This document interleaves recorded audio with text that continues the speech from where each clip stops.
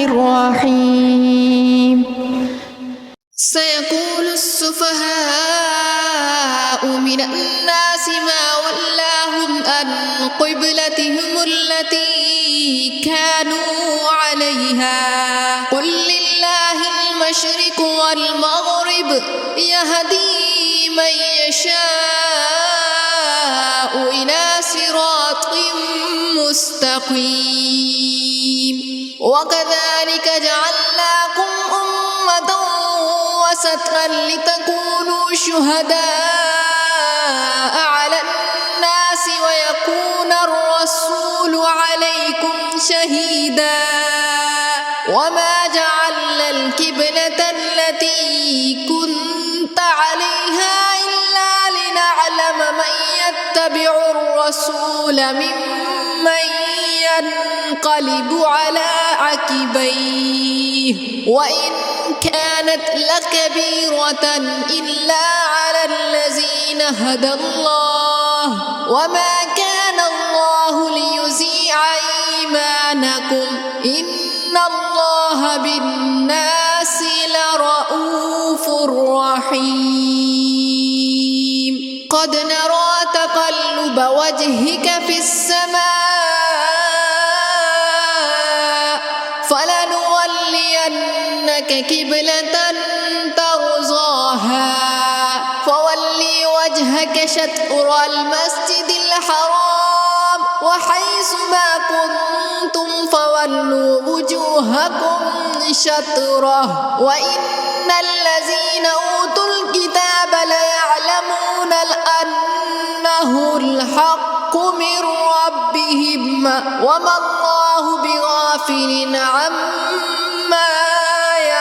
يعملون ولئن أتيت الذين أوتوا الكتاب بكل آية ما تبعوا قبلتك وما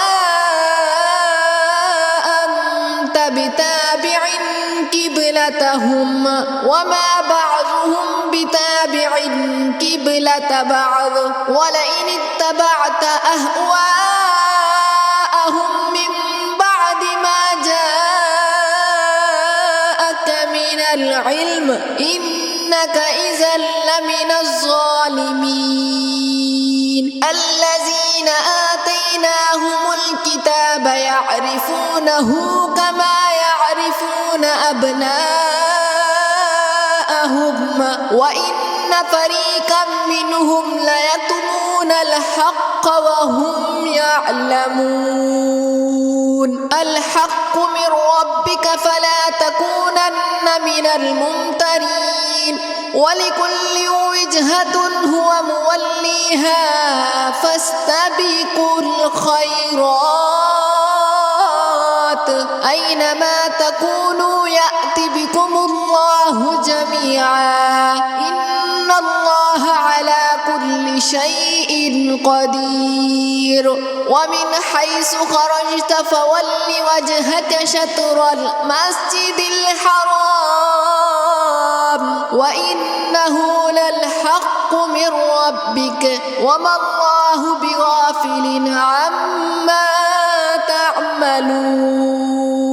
ومن حيث خرجت فول وجهك شطر المسجد الحرام وحيث ما كنتم فولوا وجوهكم شطره لئلا يكون للناس عليكم حجة إلا الذين ظلموا منهم فلا تخشوهم واخشون ولأتم نعمتي عليكم ولعلكم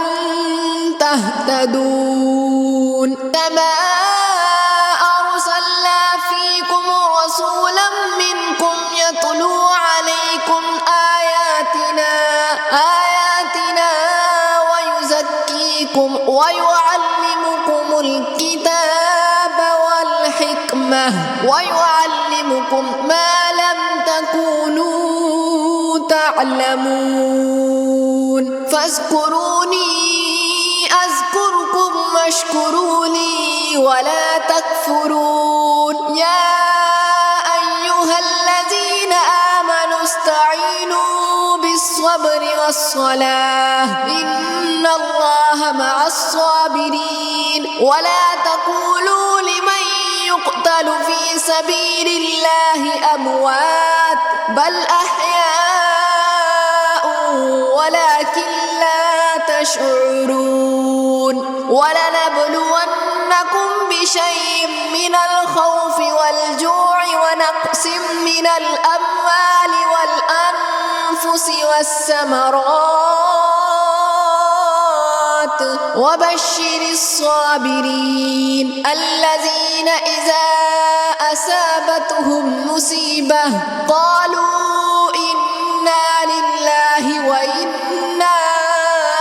إليه راجعون أولئك عليهم صلوات من ربهم ورحمة وأولئك هم المهتدون إن الصفا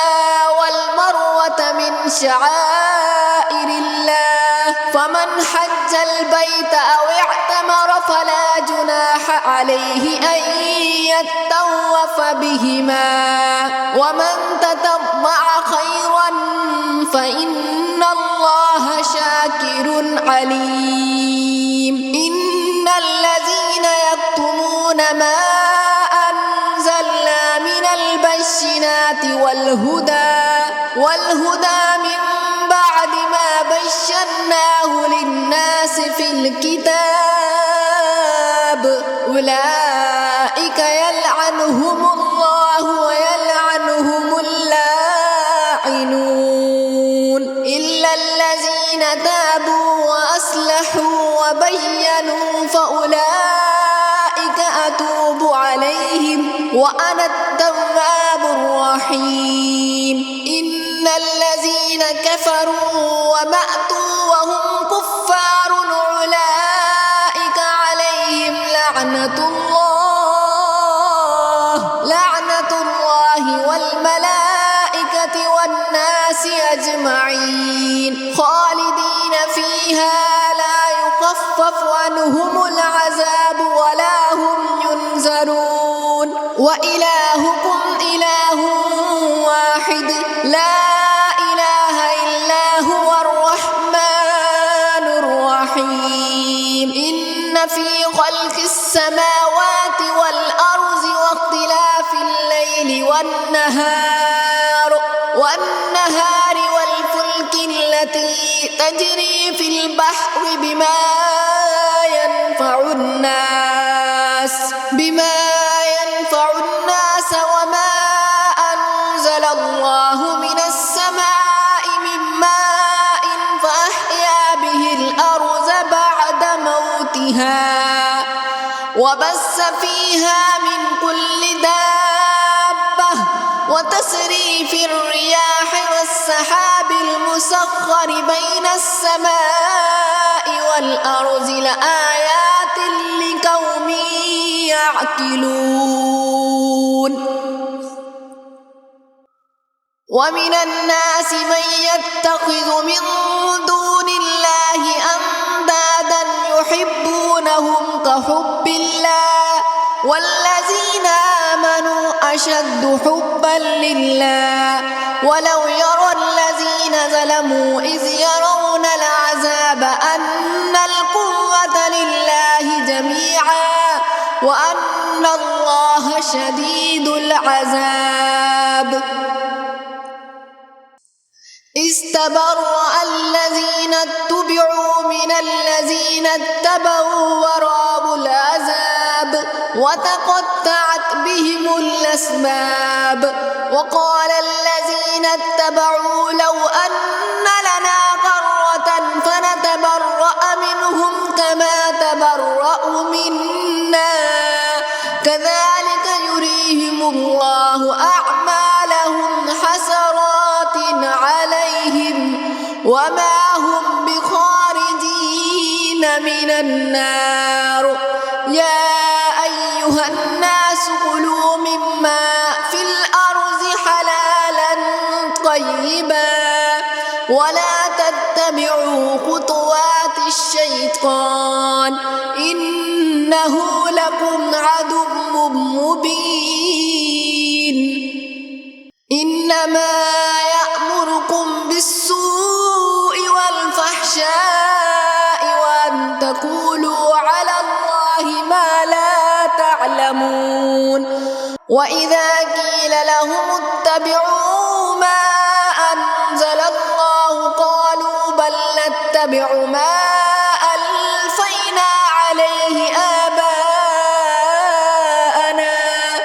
أولو كان آباؤهم لا يعقلون شيئا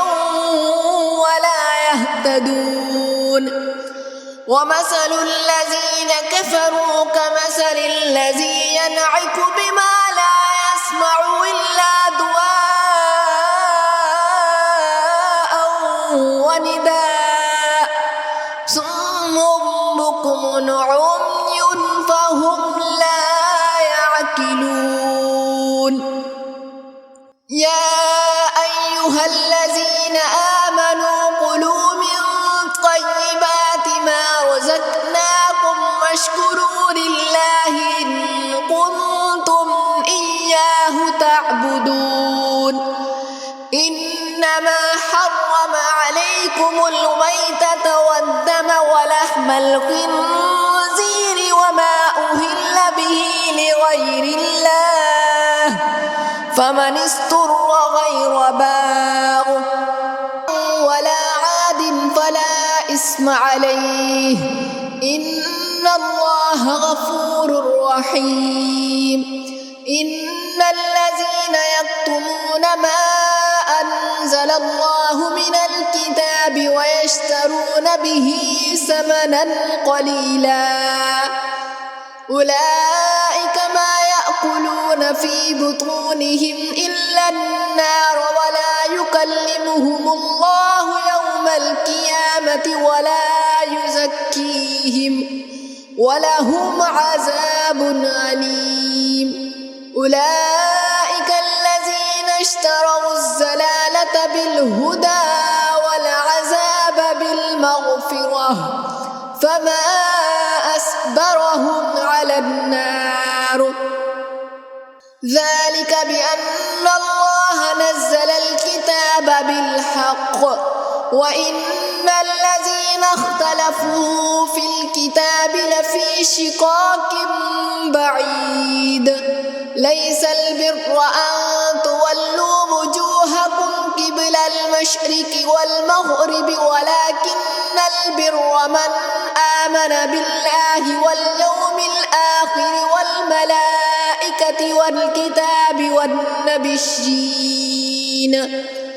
وآتى المال على حبه ذوي القربى واليتامى والمساكين وابن السبيل والسائلين وفي الرقاب وأقام الصلاة وآتى الزكاة والموفون بعهدهم إذا عاهدوا والصابرين في البأساء والضراء وحين البأس أولئك الذين صدقوا وأولئك هم المتقون يا أيها الذين آمنوا كتب عليكم القصاص في القتلى الحر بالحر والعبد بالعبد والأنثى بالأنثى فمن عفي له من أخيه شيء فاتباع بالمعروف وأداء إليه بإحسان ذلك تخفيف من ربكم ورحمة فمن اعتدى بعد ذلك فله عذاب أليم ولكم في القصاص حياة يا أولي الألباب لعلكم تتقون كتب عليكم إذا حضر أحدكم الموت إن ترك خيرا الوصية للوالدين والأقربين بالمعروف حقا على المتقين فمن بدله بعدما سمعه فإنما اسمه على الذين يبدلونه إن الله سميع عليم فمن خاف من موص جنفا أو إثما فأصلح بينهم فلا إثم عليه إن الله غفور رحيم يا أيها الذين آمنوا كتب عليكم الصيام كما كتب على الذين من قبلكم لعلكم تتقون أياما معدودات فمن كان منكم مريضا أو على سفر فعدة من أيام أخر وعلى الذين يطيقونه فدية طعام مسكين فمن تطوع خيرا فهو خير له وأن تصوموا خير لكم إن كنتم تعلمون شهر رمضان الذي أنزل فيه القرآن هدى للناس وبشرات من الهدى والفرقان فمن شهد منكم الشهر فليصمه ومن كان مريضا أو على سفر فعدة من أيام أخر يريد الله بكم اليسر ولا يريد بكم العسر ولتكملوا العدة ولتكبروا الله على ما هداكم ولعلكم تشكرون وإذا سألك عبادي عني فإني قريب أجيب دعوة الداعي إذا دعان فليستجيبوا لي وليؤمنوا بي لعلهم يرشدون أحل لكم ليلة الصيام الرفث إلى نسائكم هن لباس لكم وأنتم لباس لهن علم الله أنكم كنتم تختانون أنفسكم فتاب عليكم وعفى عنكم فالآن باشروهن وابتغوا ما كتب الله لكم وكلوا واشربوا حتى يتبين لكم الخيط الأبيض من الخيط الأسود من الفجر ثم أتموا الصيام إلى الليل ولا تباشروهن وأنتم عاكفون في المساجد تلك حدود الله فلا تقربوها كذلك يبين الله آياته للناس لعلهم يتقون ولا تأكلوا أموالكم بينكم بالباطل وتدلوا بها إلى الحكام لتأكلوا فريقا من أموال الناس بالإثم وأنتم تعلمون يسألونك عن الأهلة قل هي مواقيت للناس والحج وليس البر بأن تأتوا البيوت من ظهورها ولكن البر من اتقى وليس البر بأن تأتوا البيوت من ظهورها ولكن البر من اتقى وأتوا البيوت من أبوابها واتقوا الله لعلكم تفلحون وقاتلوا في سبيل الله الذين يقاتلونكم ولا تعتدوا إن الله لا يحب المعتدين واقتلوهم حيث سكفتموهم وأخرجوهم من حيث أخرجوكم والفتنة أشد من القتل ولا تقاتلوهم عند المسجد الحرام حتى يقاتلوكم فيه فإن قاتلوكم فاقتلوهم كذلك جزاء الكافرين فإن انتهوا فإن الله غفور رحيم وقاتلوهم حتى لا تكون فتنة ويكون الدين لله فإن انتهوا فلا عدوان إلا على الظالمين الشهر الحرام بالشهر الحرام والحرمات قصاص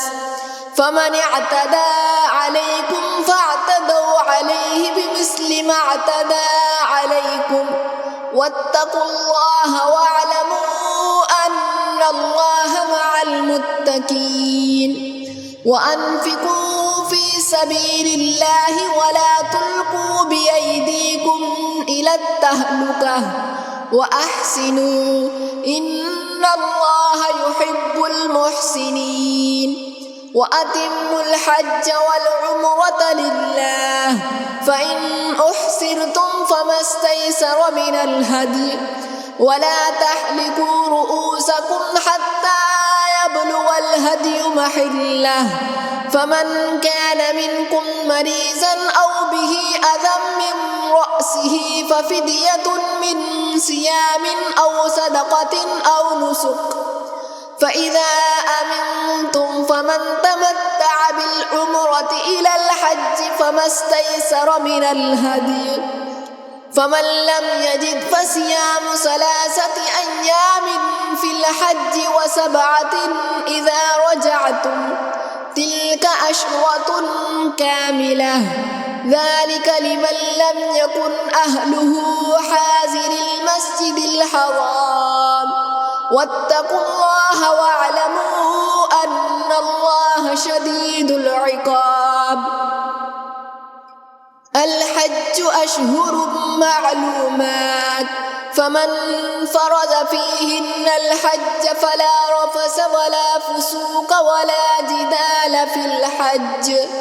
وما تفعلوا من خير يعلمه الله وتزودوا فإن خير زاد التقوى واتقوني يا أولي الألباب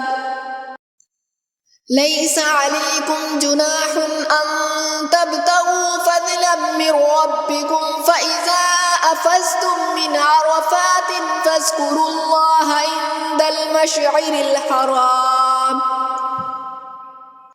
واذكروه كما هداكم وإن كنتم من قبله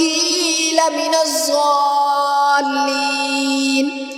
ثم أفيزوا من حيث أفاز الناس واستغفروا الله إن الله غفور رحيم فإذا قضيتم مناسككم فاذكروا الله كذكركم آباءكم أو أشد ذكرا فمن الناس من يقول ربنا آتنا في الدنيا وما له في الآخرة من خلاق ومنهم من يقول ربنا آتنا في الدنيا حسنة وفي الآخرة حسنة وقنا عذاب النار أولئك لهم نصيب مما كسبوا والله سريع الحساب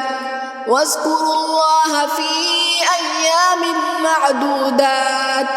فمن تعجل في يومين فلا إثم عليه ومن تأخر فلا إثم عليه لمن اتقى واتقوا الله واعلموا أنكم إليه تحشرون ومن الناس من يعجبك قوله في الحياة الدنيا ويشهد الله على ما في قلبه وهو ألد الخصام وإذا تولى سعى في الأرض فيها ويهلك الحرث والنسل والله لا يحب الفساد وإذا قيل له اتق الله أخذته العزة بالإثم فحسبه جهنم ولبئس المهاد ومن الناس من يشري نفسه ابتغاء مرضات الله والله رؤوف بالعباد يا أيها الذين آمنوا ادخلوا في السلم كافة ولا تتبعوا خطوات الشيطان إنه لكم عدو مبين فإن زللتم من بعد ما جاءتكم البينات فاعلموا أن الله عزيز حكيم هل ينظرون إلا أن يأتيهم الله في ظلل من الغمام والملائكة وقضي الأمر وإلى الله ترجع الأمور سل بني إسرائيل كم آتيناهم من آية بينة ومن يبدل نعمة الله من بعد ما جاءته فإن الله شديد العقاب سل بني إسرائيل كم آتيناهم من آية بينة ومن يبدل نعمة الله من بعد ما جاءته فإن الله شديد العقاب زين للذين كفروا الحياة الدنيا ويسخرون من الذين آمنوا والذين اتقوا فوقهم يوم القيامة والله يرزق من يشاء بغير حساب كان الناس أمة واحدة فبعث الله النبيين مبشرين ومنذرين وأنزل معهم الكتاب بالحق ليحكم بين الناس فيما اختلفوا فيه وما اختلف فيه إلا الذين أوتوه من بعد ما جاءتهم البينات بغيا بينهم فهدى الله الذين آمنوا لما اختلفوا فيه من الحق بإذنه والله يهدي من يشاء إلى صراط مستقيم أم حسبتم أن تدخلوا الجنة ولما يأتكم مثل الذين خلوا من قبلكم مستهم البأساء والضراء وزلزلوا حتى يقول الرسول والذين آمنوا معه متى نصر الله ألا إن نصر الله قريب يسألونك ماذا ينفقون قل ما أنفقتم من خير فللوالدين والأقربين واليتامى والمساكين وابن السبيل وما تفعلوا من خير فإن الله به عليم كتب عليكم القتال وهو كره لكم وعسى أن تكرهوا شيئا وهو خير لكم وعسى أن تحبوا شيئا وهو شر لكم والله يعلم وأنتم لا تعلمون يسألونك عن الشهر الحرام قتال فيه قل قتال فيه كبير وصد عن سبيل الله وكفر به والمسجد الحرام وإخراج أهله منه أكبر عند الله والفتنة أكبر من القتل ولا يزالون يقاتلونكم حتى يردوكم عن دينكم فيكم إن استطاعوا ومن يرتد منكم عن دينه فيمت وهو كافر فأولئك حبطت أعمالهم في الدنيا والآخرة وأولئك أصحاب النار هم فيها خالدون إن الذين آمنوا والذين هاجروا وجاهدوا في سبيل الله أولئك يرجون رحمة الله والله غفور رحيم يسألونك عن الخمر والميسر قل فيهما اسم كبير ومنافع للناس واسمهما أكبر من نفعهما ويسألونك ماذا ينفقون قل العفو كذلك يبين الله لكم الآيات لعلكم تتفكرون في الدنيا والآخرة ويسألونك عن اليتامى قل إصلاح لهم خير وإن تخالطوهم فإخوانكم والله يعلم المفسد من المصلح ولو شاء الله لأعنتكم إن الله عزيز حكيم ولا تنكحوا المشركات حتى يؤمن ولأمة مؤمنة خير من مشركة ولو أعجبتكم ولا تنكحوا المشركين حتى يؤمنوا ولعبد مؤمن خير من مشرك ولو أعجبكم أولئك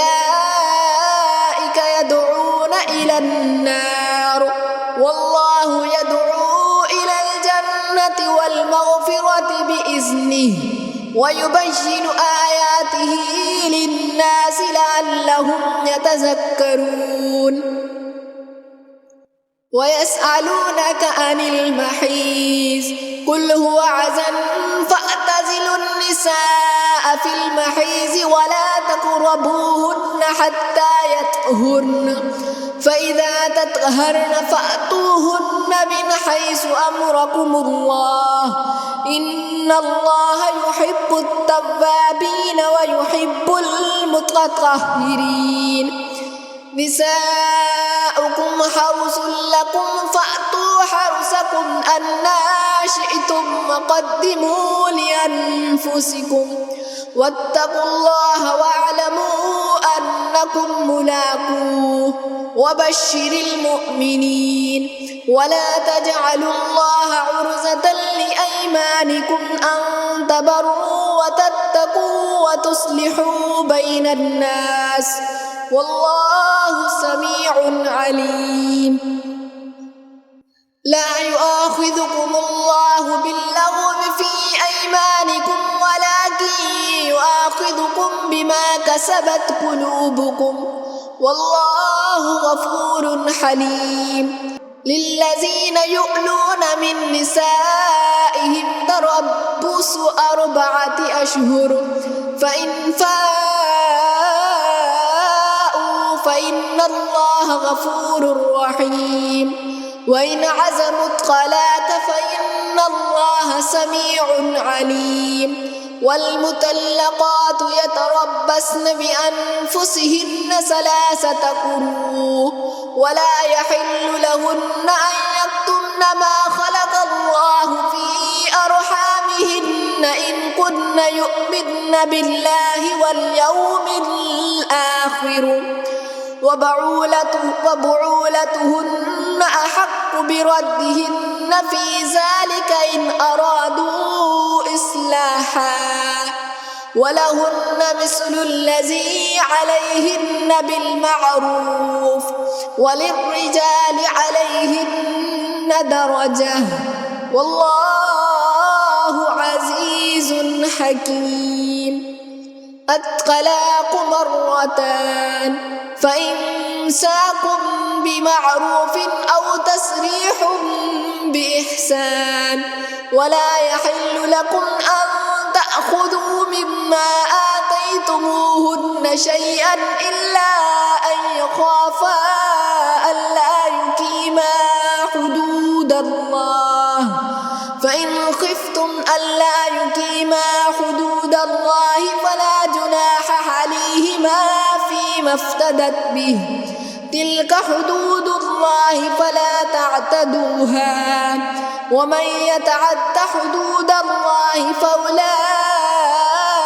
هم الظالمون فإن طلقاها فلا تحل له من بعد حتى تنكح زوجا غيره فإن طلقاها فلا جناح عليهما أن يتراجعا إن زنا أن يقيما حدود الله وتلك حدود الله يبينها لقوم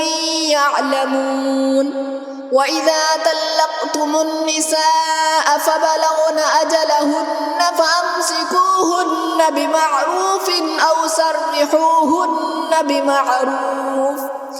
ولا تمسكوهن زرارا لتعتدوا ومن يفعل ذلك فقد ظلم نفسه ولا تتخذوا آيات الله هزوا واذكروا نعمة الله عليكم وما أنزل عليكم من الكتاب والحكمة يعظكم به واتقوا الله واعلموا أن الله بكل شيء عليم وإذا طلقتم النساء فبلغن أجلهن فلا تعزلوهن أن ينكحن أزواجهن إذا تراضوا بينهم بالمعروف ذلك يوعظ به من كان منكم يؤمن بالله واليوم الآخر ذلكم أزكى لكم وأطهر والله يعلم وأنتم لا تعلمون والوالدات يرضعن أولادهن حولين كاملين لمن أراد أن يتم الرضاعة وعلى المولود له رزقهن وكسوتهن بالمعروف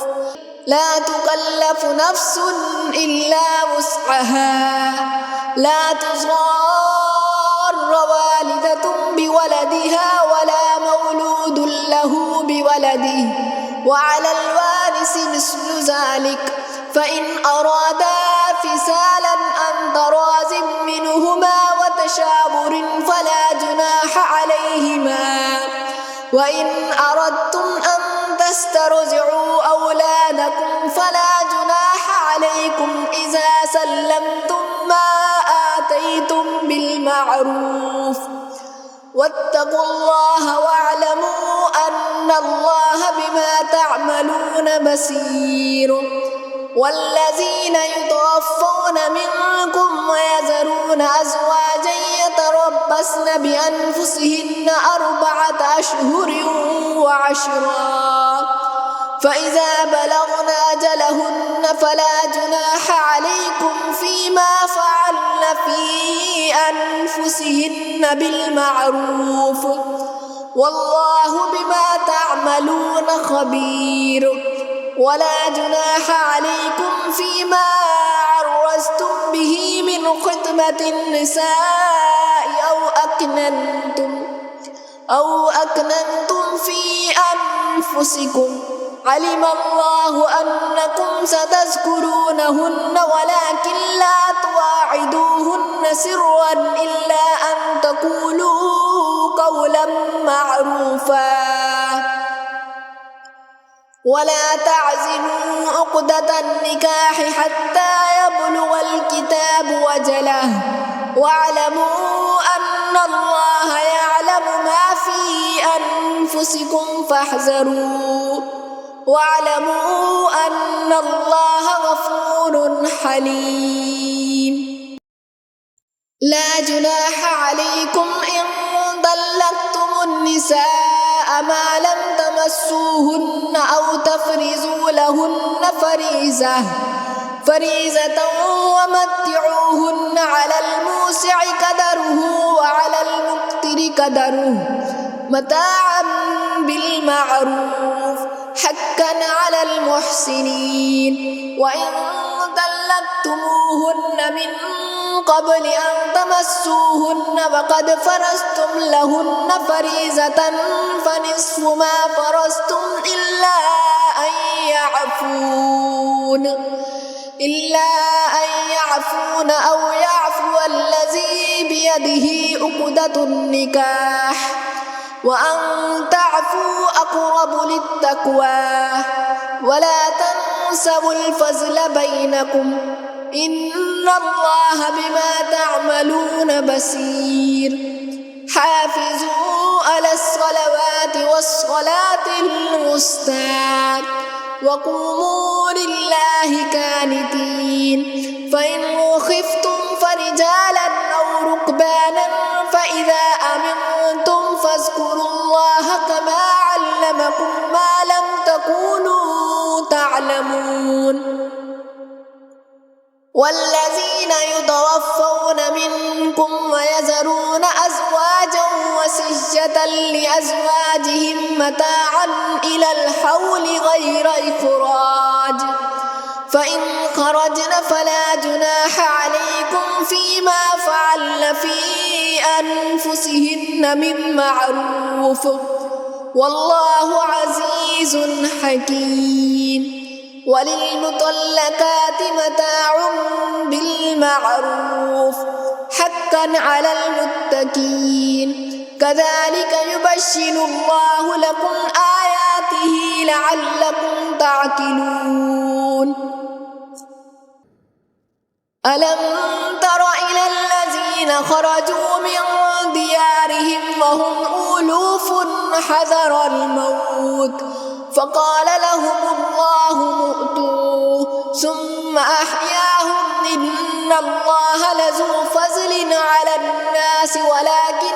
أكثر الناس لا يشكرون. وقاتلوا في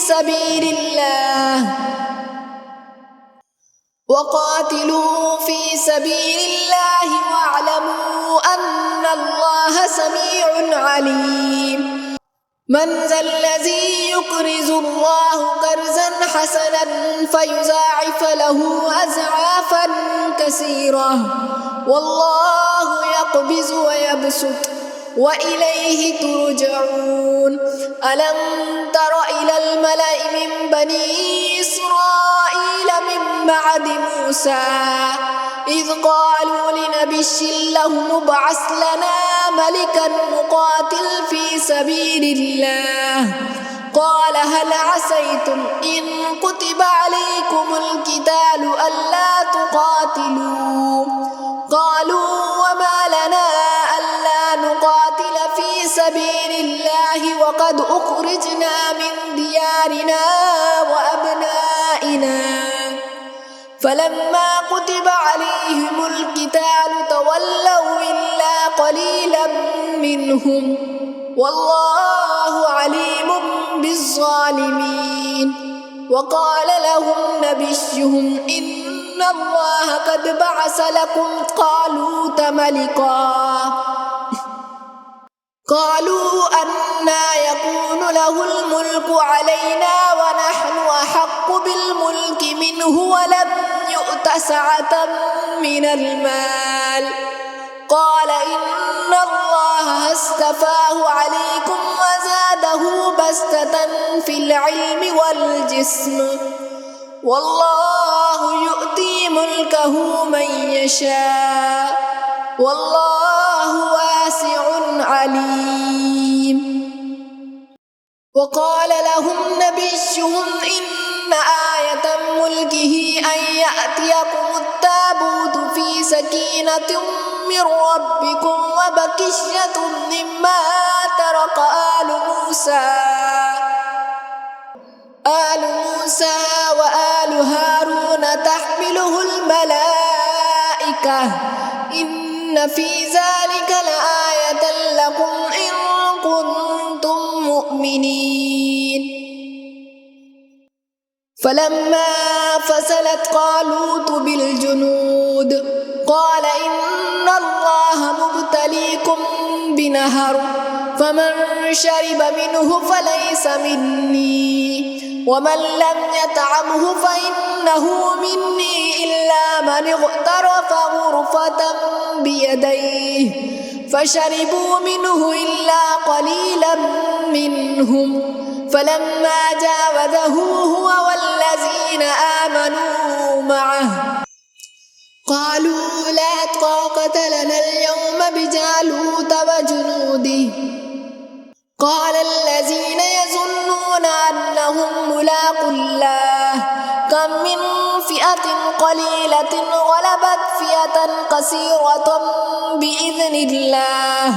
والله مع الصابرين ولما برزوا لجالوت وجنوده قالوا ربنا أفرغ علينا صبرا وثبت أقدامنا وانصرنا